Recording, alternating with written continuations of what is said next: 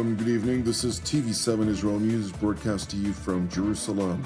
And in today's top stories, Israel intends to grant diplomacy a chance vis-a-vis the implementation of UN Security Council Resolution 1701 in Lebanon.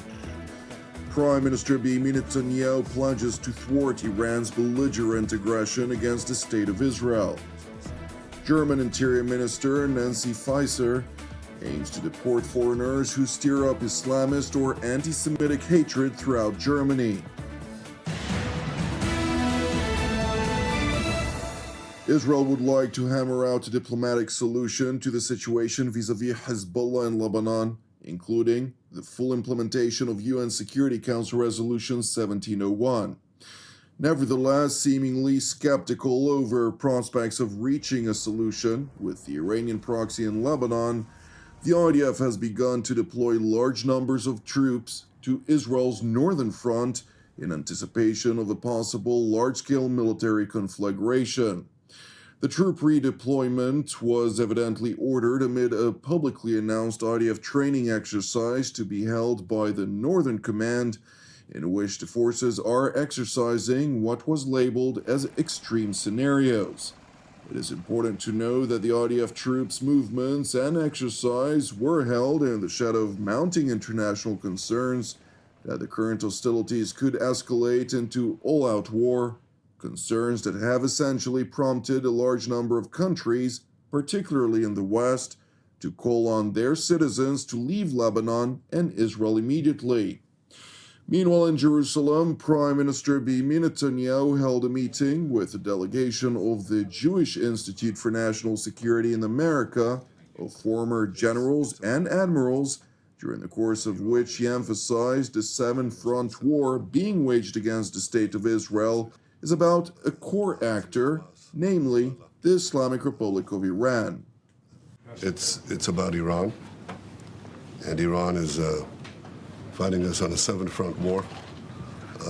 Obviously Hamas, Hezbollah, Houthis, the militias in Iraq and Syria, Judea, Samaria, West Bank, Iran itself. They'd like to topple Jordan, and their goal is to have a combined ground offensive from various fronts, coupled with a combined missile bombardment. We've been given the opportunity to scuttle it, and we will. The first requirement is to cut that hand, Hamas. People who do this thing to us are not going to be there, and we'll have a long battle. I don't think it's that long, but we'll get rid of them. We also have to deter the other elements of the Iran terror axis. But we have to deal with the axis. The axis doesn't threaten only us. Threatens you. It's on the march to conquer the Middle East. Conquer the Middle East. Conquer. That means actually conquer. Conquer Saudi Arabia, conquer the Arabian Peninsula. It's just a question of time. And what's standing in their way is the small Satan, that's us, on the road to the middle-sized Satans, that's the Europeans. They're always offended when I tell them that. You're the great Satan, not them. Okay, and we have to stop them. It is important to highlight that the Islamist Hamas continues to reject the latest outline of the proposed temporary cessation of hostilities alongside other far-reaching Israeli concessions in exchange for the release of several dozen Israeli hostages out of the 120 in Hamas captivity. The terror group's ongoing rejection essentially drives the IDF's mandate to further deepen its military objectives throughout the Gaza Strip. Speaking at a pilot's graduation ceremony, IDF Chief of General Staff Lieutenant General Herzi Halevi emphasized the military's determination and persistence to achieve all of Jerusalem's war objectives. יש לנו סיבות להילחם ולהסתכן, ובבסיסן זכותו של עם ישראל בארצו. איבדנו רבים, לוחמים ומפקדים שלחמו עמנו בגבורה ובחירוף נפש. המחיר כבד, אך המטרה ראויה מאין כמותה. לפרק את ארגון חמאס, להרוג את פעיליו, להשמיד את תשתיותיו ולא לאפשר את המשך שלטונו. להביא להשבת החטופים, להחזיר את המפונים לבתיהם בצפון ובדרום בביטחון, בבנייה ובשגשוג מחודשים. אנו מחויבים לדרך הנחישות וההתמדה, ועלינו לעשות הכל כדי למנוע איום על חיינו כאן. It is important to know that Israel is prepared to make another attempt to reach a diplomatic arrangement with Lebanon via U.S. mediation. And while Israel's defense and political establishments are skeptical of prospects for a peaceful resolution, Pentagon Press Secretary Major General Pat Ryder stressed that the United States continues to think that a diplomatic resolution is possible. Yes, we do think that a diplomatic resolution is possible, and that's something that we'll continue to work with all parties involved on to achieve for the reasons that I spelled out. General Ryder further addressed a recent meeting between U.S. Secretary of Defense Lloyd Austin and Defense Minister Yoav Gallant during the latter's recent visit to Washington. Secretary Austin hosted Israeli Minister of Defense Yoav Gallant here at the Pentagon to discuss efforts to de-escalate tensions along the Israel-Lebanon border, to surge more humanitarian aid into Gaza, and to stand together against Iranian and Iranian-supported attacks against Israel and destabilizing activities throughout the Middle East. Secretary Austin underscored the ironclad U.S. commitment to Israel, as evidenced in part by the extraordinary defense of Israel against an unprecedented Iranian attack on April 13, and by the more than $14 billion in assistance in the National Security Supplemental. The Pentagon press secretary went on to articulate Secretary Austin's concerns vis-a-vis the devastation that Hezbollah's blatant hostilities would undoubtedly cause to Lebanon and Israel alike. During the discussion, Secretary Austin stressed that Lebanese Hezbollah's provocations threaten to drag the Israeli and Lebanese people into a war that neither of them wants, and that such a war would be catastrophic for Lebanon, and it would be devastating for innocent Israeli and Lebanese civilians. Secretary Austin also reiterated the high priority of securing the safe release of all hostages held captive by Hamas, including American citizens.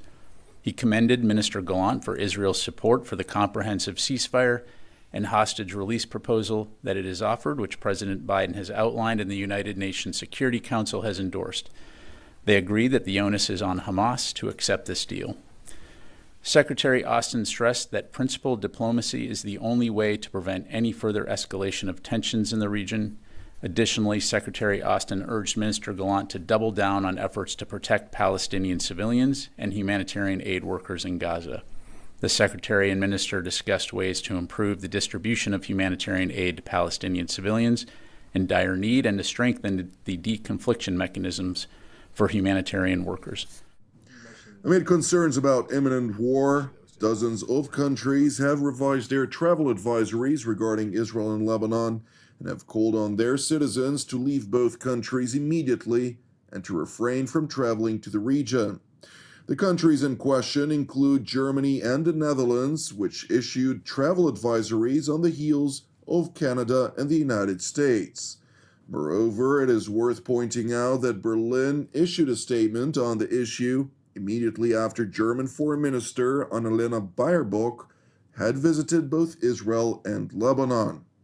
Meanwhile, in Berlin, German Interior Minister Nancy Faeser announced that foreigners in Germany who stir up Islamist or anti-Semitic hatred could face extradition in the near future.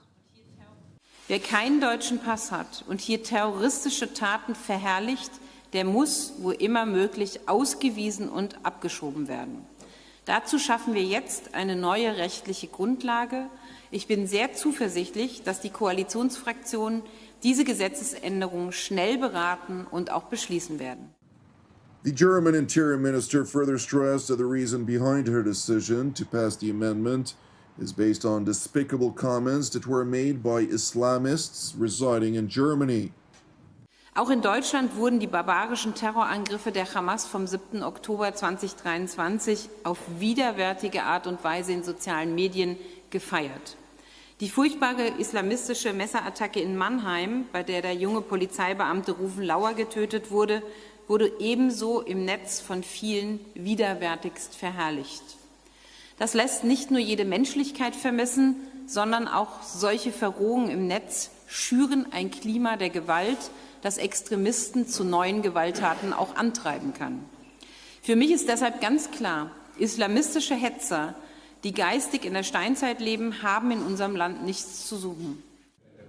The draft of the proposed amendment in Germany is now to be introduced into an ongoing legislative process in Parliament. Thank you for watching TV7 Israel News.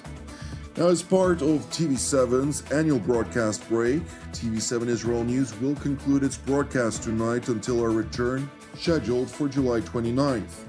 With that being said, in light of the situation, we aim to continue to cater to you through our TV7 Israel tour updates, which will air twice a week, alongside Deep Dive featuring Hudson Institute once a week, during the course of the month of July on a number of platforms, including on all of our social media platforms.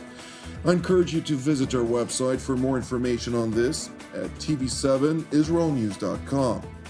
Until we resume our broadcast, I would like to encourage you, keep praying for the peace of Jerusalem and salvation of Israel. I'm Jonathan Hessen wishing you a Shabbat Shalom u'Mevorach. And God willing, we'll see you during our next TV7 Israel updates. Until then, Shalom from Jerusalem.